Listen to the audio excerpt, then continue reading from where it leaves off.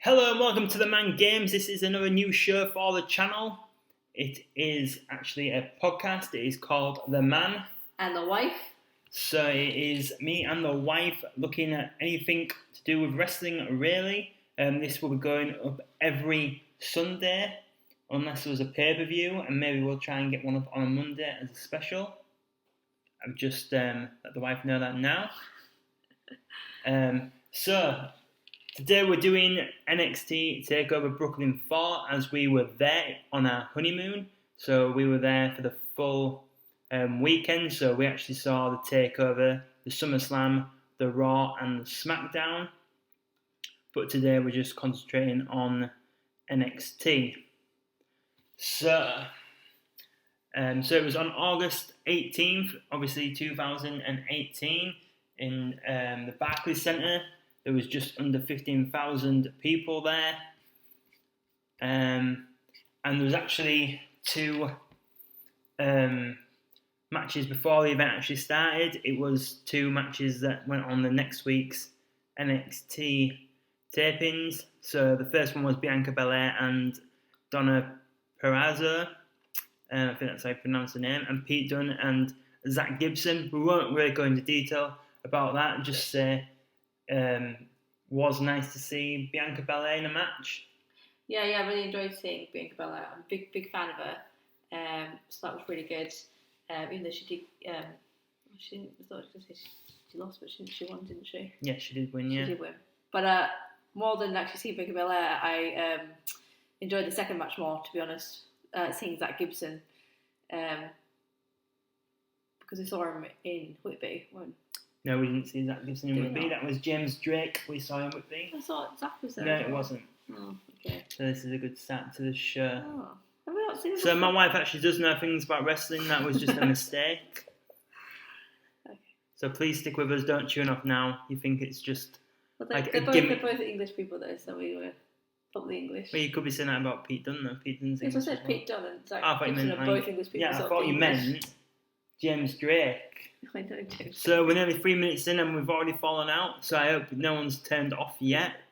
So just going back to the Pete Dunne and Zach Gibson match, it was really good. Pete Dunne obviously trying to break Zach Gibson's fingers at points. But obviously Pete Dunne came out the winner, retaining his UK championship. But now we will go into the main card. So the first match on the show was the Undisputed Era against Mustache Mountain in, I think it was our match of the night, really. It's the best match I've ever seen live. My favourite match ever. So yeah, definitely match of the night. So really this match built around Tyler Bate getting the hot tag from Trent Seven. Undisputed Era really worked over Tyler Bate in the middle of the match. It was a very high-paced match. Definitely, yeah. I think that's one of the things I really enjoyed about it. There was just so much story in the actual match itself. And the way they built it, I thought was fantastic. And there was no low points at all. Like it just got higher and higher and higher. Just kept building. So yeah, really good match. Yeah, they were building to maybe Trent Seven throwing the towel again, like they'd done in a previous match. But he ends up throwing the towel into the crowd. But unfortunately, in the end, Trent Seven does take the pinfall. And then at the end of the match, the War Raiders attack Undisputed Era, setting up the next pay-per-view match between them.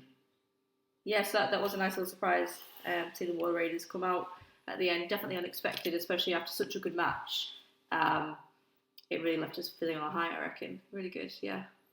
Yeah, so some of the spots of the night really were Trent Seven did like his aeroplane spin and then did a Cesaro spin at the same time. Mm-hmm. I can't remember which way around he had, but obviously he was swinging one with his arms and then the other one around his neck. So that was a real good point of the match. Did the dive outside the ring onto him, and then he did his little, I don't know what it's called, but from the outside he jumps and puts his arms on the ropes and jumps back and clotheslines them. That was really good. So yeah, it was a really fast-paced match. There was a lot of submission moves as well. Unfortunate for us, we were obviously cheering for Trent Seven and Tyler Bate, as we are from the UK. But actually, the wife is Australian. Yeah. I know, but I feel more English these days now anyway, so. You shouldn't say that in case your family are listening. That is true. Oh, God. Sorry, Mum. Sorry, Dad. It's your brother that sometimes watches wrestling. Oh, sorry, Zach. I'm Aussie through and through. Anyway. Something I did like about the match, especially towards the end, was all the near falls. There was just so many, and it just seemed like every single time somebody kicked out, it was just unbelievable. That like no way, no way. And then obviously when Mustache did lose, it was a little bit heartbreaking, but still a great match. Yeah, when Tyler Bate hit his Tyler Driver, I thought that was, I thought we were going to see new champions, but unfortunately we didn't for us. So where we were in the crowd, I feel like other people were more Undisputed Era chanting. We were definitely. More Mustache Mountain, and other people behind us were big Undisputed Era fans. So yeah, it was the UK versus America in that match. Yep, we were definitely the minority, weren't we? Yeah. So yeah, that was just a quick run through the first match of the show. So that was once again the Undisputed Era against Mustache Mountain. The match went just over 18 minutes, and the winners were Undisputed Era. So we'd just like to say, if you haven't already, please like this video, subscribe to the channel, and leave us a comment. Let us know what you think, ways we can improve this, as we want it to be a weekly thing. So we'd like to know everyone's feedback. But the next match on the card was EC3 versus Velveteen Dream. For me personally, this was what I thought would be my match of the night. I'm a massive Velveteen Dream fan. Had my Velveteen Dream shirt on when we went. And yeah, it was definitely the match I was looking forward to the most that evening. But I was slightly disappointed by it, unfortunately. Well, rumour is that EC3 got a concussion early in the match. That's the rumour. I'm not actually sure if that is true or not. But yeah, it was just a bit lackluster. It didn't really get out of first gear, unfortunately. And Velveteen Dream performed a spinning DDT on the entrance ramp. That was pretty good. Yeah. Yeah, and he also hit his DVD move on the outside of the apron to roll EC3 into the ring for the elbow drop and the win. So yeah, Velveteen Dream won the match. Unfortunately, it wasn't a very good showing for EC3. The most memorable thing for me that he did a Stinger Splash onto Velveteen Dream. We all know the reason you remember that's because it was a Stinger Splash. Exactly, that is the main reason. No one knows. Sting's my all-time favourite wrestler. I'll tell anyone that listens. So yeah, for us, just a bit of a disappointing match, really. There was good promos leading up to this match. I really liked the pull promo, vignette, what you'd call them. Yeah, just said lots of good build up, and I think that's sort of maybe one thing that left us a little bit disappointed when I felt like there was such a good build up and there was such good promos, and going into it, felt like there was a lot in it, and then it just sort of just seemed to be a bit of a slower match, and maybe it was because the first match was just really, really good and it sort of set the bar too high and they didn't quite hit that, or what, I'm not sure what it was. But you could definitely feel when you were there as well that the crowd was definitely less invested as this match went on. I think the most memorable thing for me was actually Velveteen Dream's trousers, because he had the Call Me Up Vince plastered across his buttocks. And that's probably the most memorable thing for me about this match. Also, I remember in a promo leading up, previously, I think it was at Royal Albert Hall, EC3 and Velveteen Dream had teamed up, but the Dream left EC3 in the match, and then in the interview someone says that to Dream, and Dream just says he has no recollection of that. Oh yeah, that was good actually. So that was pretty good, but that actually wasn't, at TakeOver. But I think that's the only singles match that EC3 had at a TakeOver. I believe the only other match he had was in a 6-man ladder match. I think there was 6 men. Was it TakeOver Dallas maybe? No, maybe it wasn't that. No, it was TakeOver New Orleans, where the first North American champion was crowned. I think they're only EC3's 2 takeover matches. So yeah, EC3 was let go on the Black Wednesday, where WWE released a load of wrestlers. He was one of them, unfortunately. I've just actually read today. Obviously, we are recording this on a Thursday. It will be going up on Sunday, though. WWE has offered certain contracts to some of the wrestlers, but it's actually a very low contract. So people, the reporters, I can't remember who reported it, but yeah, they don't think that they're going to take it. So pretty much they're just offering him some money to go back, so they don't go to Impact or AEW or NWA or CZW. Is that even still a thing? Don't know. No. But not. I don't know.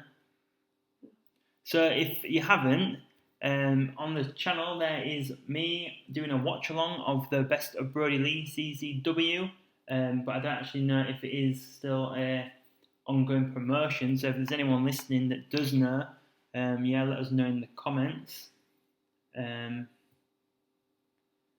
So yeah, back to EC3.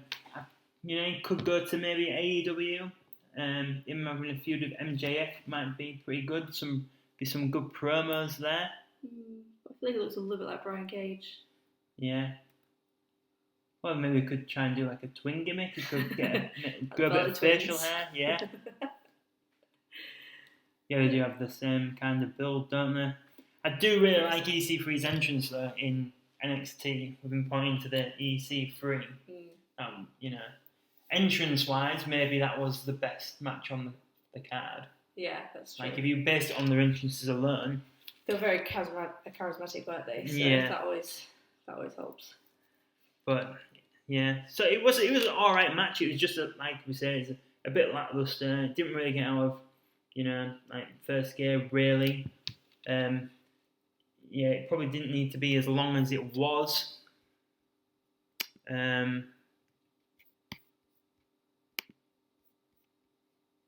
So yeah, the match went on for just over 15 minutes. I reckon really with what happened, they could have maybe cut that in half really. So yeah, that was us talking about the Velveteen Dream defeating EC3. So the next match on the card was the North American champion Adam Cole going up against Ricochet. I suppose you were more chatting for Ricochet and was more behind Adam Cole, I would say. Definitely, yeah. Big Ricochet fan.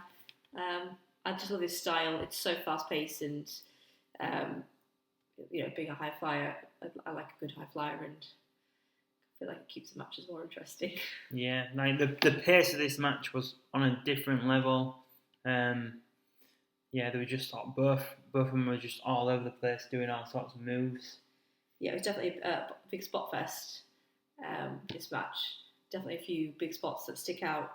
One of the first ones I can remember is when both were in the ropes and Adam Cole goes to jump over Ricochet, but Ricochet just hits him with a massive drop kick in the middle of the chest. That was one of the ones I can really remember. Another one when Ricochet did like a 619 in the corner.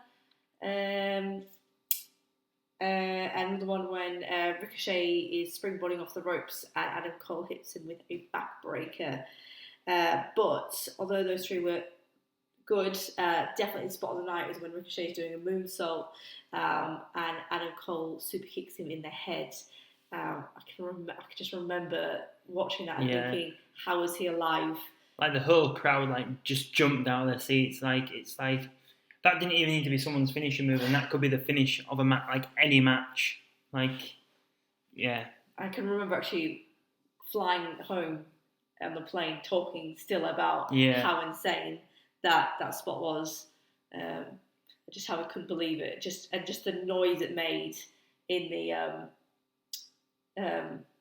3D arena. Where we were sat, we were Ricochet's back was towards us. So for us, it just looked like he decapitated him. Yeah, it did. It was intense, definitely. Mm. Yeah, Adam Cole's timing on that move is just on another level. And another good spot that I really liked was Adam Cole was on the apron outside, and Ricochet jumps over and does a Hurricane Rana to the floor. That was pretty impressive. Then obviously Ricochet hits his finish, which I don't know how he doesn't break his neck doing that, to be honest. Yeah, another one that's intense to watch live, I always think. Yeah. Ricochet won the North American Championship in just over 15 minutes. In the crowd in this match was actually Britt Baker, but we didn't know that at the time. I've just noticed re-watching it again in lockdown. I was a bit disappointed. I thought it was a bit too soon to take the title off Adam Cole. I'd like them to see him maybe go a little bit longer, but I suppose he moved on to bigger and better things, so it didn't really matter. Ricochet got to eventually move to Raw, and maybe we should just move to the next match now. So yeah, Ricochet, the new North American champion. I felt like this. Oh, sorry. I thought we were going to keep going for a little bit. Go on. I was just going to say, I just felt like this match definitely picked the crowd back up again. You know, we talked about Velveteen Dream in EC3. It kind of was a bit lackluster, and that the crowd was quite not into it, you know, as much. So this sort of really brought back up on a high. I felt like that was sort of one thing about this pay-per-view. It was really good, and then a bit low, and then really good, and then a bit up and down. But yeah, really good match. Big fan. So potentially match of the night, but I think we'll still prefer the opening match. I'd say the opening match was maybe like a better told story of what was going on in the ring, whereas this match was more of a spot fest and more higher spots, whereas like you were popping for the spots, whereas in the big opening match I would say you were popping more for the story. Oh, you were definitely more invested in the story in the first match. So I'd just like to remind everyone, if you haven't already, please like this video and subscribe to the channel. It is the best way of helping the TheMan Games YouTube channel out. But we'll get to the next match on the card. It was Kairi Sane, Shayna Baszler, that went just over 13.5 minutes. Was probably a bit more of a slower paced match that we saw on the night. Shayna Baszler does more of like working over moves. I'm going to interrupt you there just 1 second. You didn't say, but it is for the NXT Women's Championship. Well, there's only one woman match on the card, so yeah. Well, I know, but just put that out there. Anyway, keep going. I mean, you interrupted me. If you want to take over. No, take over. It's fine. I'll stop now. So yeah, Shayna Baszler, when she wrestles, she more targets a body part and works on that body part. She was targeting Kairi Sane's legs at one point. You know, she was stomping on the back ankle of Kairi Sane. Something about a knee over the ropes, wasn't it, on the outside? Yeah. Yeah, not a bad match. As I said, with Shayna Baszler's sort of style, it is a bit slower. So for me personally, I always find you prefer like the faster paced matches. Yeah, absolutely. So although not that I didn't enjoy the match or anything, and there's nothing wrong with that, just my personal opinion is that I do prefer the faster paced ones. But still a few good spots in this match. Shayna Baszler drop kicking Kairi Sane in the knee, and sort of Kairi Sane like face plants the mat. That was a. I can remember watching that thinking, "Oh, that's gonna hurt." Kairi Sane doing her running neck breaker as well. That's always a good spot which I enjoy. Yeah. And also, Kairi Sane hit 3 of her insane elbow drops. I just call it elbow drop because that's what the Macho Man Randy Savage would call it. No, so it was Kairi Sane hits a 3rd insane elbow drop, but Shayna Baszler gets her feet up. That was a good spot as well. Yeah, and also she'd hit one on Shayna Baszler and hit her in the back already in the match. But yeah, when she gets her feet up for the 3rd one, and she turns it into the Carabiner clutch, is it? That is the move. Is that right? Yeah. And then Kairi Sane rolls back for the win.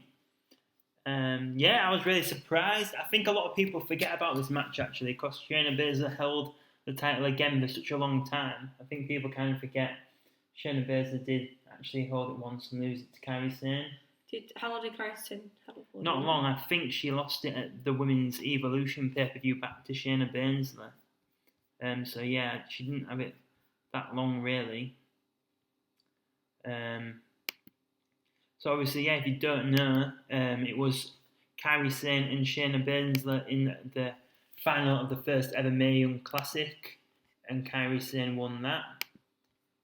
But obviously, Shayna Baszler rose to stardom before Kairi Sane really, capturing the NXT Women's Championship.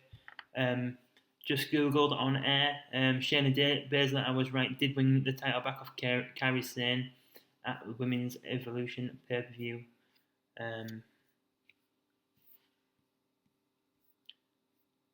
So yeah, I was surprised that Kairi Sane won. I was very pleased. I always like being at a wrestling event and the titles change. I suppose being from the UK, we can't go to a lot of wrestling shows. So when you do go, you want to see, the title change hands. So yeah, from a personal story, the first time I ever went to wrestling, the main event was meant to be Eddie Guerrero against Randy Orton against Batista for the World Championship. That was the set main event. 2 weeks before this, Eddie Guerrero passed away, and the reports are that Eddie Guerrero was meant to win the World Championship the night I was meant to be at wrestling the first time. Eddie Guerrero, one of my favourite wrestlers of all time as well. So yeah, obviously I'm more crushed that they, passed away. But imagine being there for the first time I've ever seen Eddie Guerrero win the title. That would have been amazing. But overall, sorry, we've got a little bit off topic there, me reminiscing. So yeah, Kairi Sane, the new NXT Women's Champion. So now it is the main event for the NXT Championship. It was the last man standing match between Tommaso Ciampa and Johnny Gargano. They went just over 33.5 minutes. It was a good match. I was a really big Johnny Gargano fan at the time. I had my Johnny Gargano t-shirt on. Now, I'd say now in 2020, I'm more of a Tommaso Ciampa fan myself.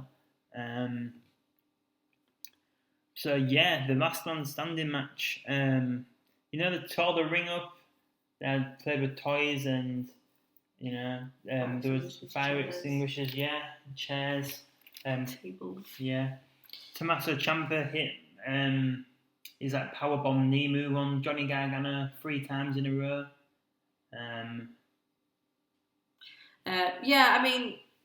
Going into this match, I wasn't actually that personally invested. At the time, I was a massive Aleister Black fan, so I know that he was supposed to be in the match. He got injured before the match. Yeah, he got injured, so he wasn't in it. So kind of going in, I was a bit like, So I was looking forward to it.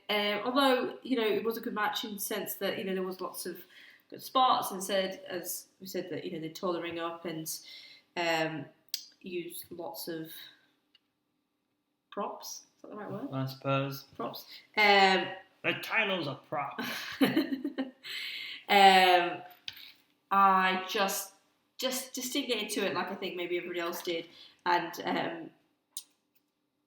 I was just angered by the end of it, to be honest, especially the ending. Yeah, so the ending was Johnny Gargano ran and did his knee to the face, but then fell over onto the floor.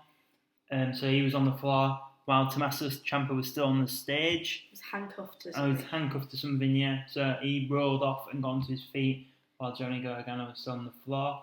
So the referee counted to 10, and no one in the crowd knew what was going on, really. We didn't understand who had won, who had lost. What happened? It was just like... It was just so confusing. We didn't know... It felt like a train being hit a wall. Yeah. And the crowd just went, oh, what happened there? Yeah, we didn't even know, do we go now? Or it was just real strange. I think everyone was going to expect something else to happen. Yeah. Somebody else to come out or something. Or Johnny Gargano to do something else to Ciampa. Yeah. But it was quite awkward, really, wasn't it? Yeah. Leaving, everyone was like, ooh. Sorry, I just dropped my wedding ring.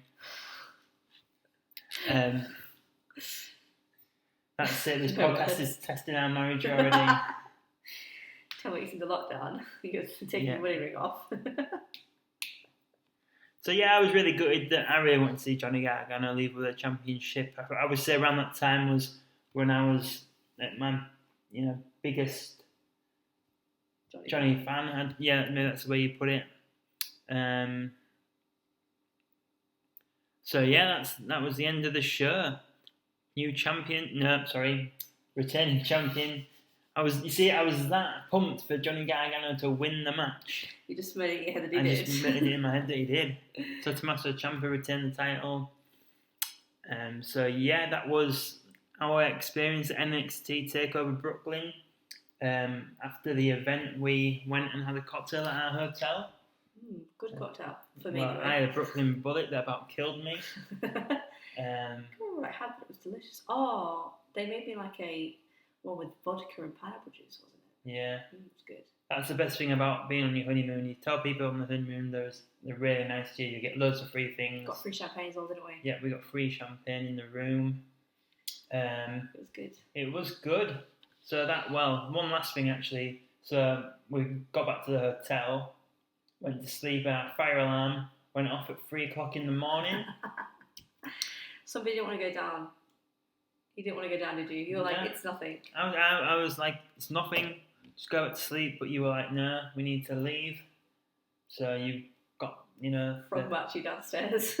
Matched us downstairs. And also, I'd like to point out, when we got to our hotel, the taxi driver told us it was a very rough neighbourhood. So that wasn't a great start neither. It was fine. There was no trouble. But yeah, we were walking around the outside of the building at 3 o'clock around Brooklyn. So yeah, I wasn't scared at all. There was nothing wrong with the fire. There was no fire. Yeah, apparently someone had been smoking in their room. So yeah, that got us out of bed at 3 in the morning. Some people. Well, so I hope you enjoyed this show. It's the first podcast of The Man and the Wife. Like I said, we're going to try and do an episode of Takeover Portland for Monday, unless my wife goes into labour, as she's currently pregnant. So, might be a false promise. If one doesn't go up, you know why. So, yeah. Sending me to labour there, to be honest. Maybe we're jinxing it. So, yeah. So, if you enjoyed this, please give it a like. Drop us a comment. Let us know what you thought. If there's any shows you'd like us to review together, drop a comment and let us know. And also subscribe to the channel is the best way of supporting us here at TheMan Games. And obviously check out the other content on the channel, the WWE 2K20 stuff, the Fun with Figures episodes, and the Brody Lee watch along. The first proper episode aired yesterday, so check that out. Last week we put up the Invasion pay-per-view as well. Yeah, that is the WWE and AEW fighting each other throughout the Invasion pay-per-view. And also check out the 2K22 news episode on the channel. So if you're a gamer, which most of the people are, on the Man Games YouTube channel, subscribers. If you don't know the news, check it out. It's worth a quick listen. So yeah, that is all from the Man Games today. Thank you for watching and stay safe.